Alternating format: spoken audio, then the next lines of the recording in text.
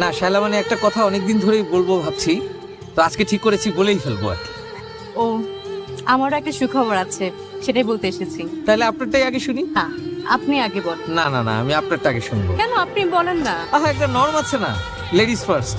আচ্ছা বলি, আমার এঙ্গেজমেন্ট হয়ে গেছে। এনগেজমেন্ট হয়ে গেছে? কি বলে, কবে হলো? গতকাল রাতেই, হঠাৎ করেই হয়ে গেছে। ও,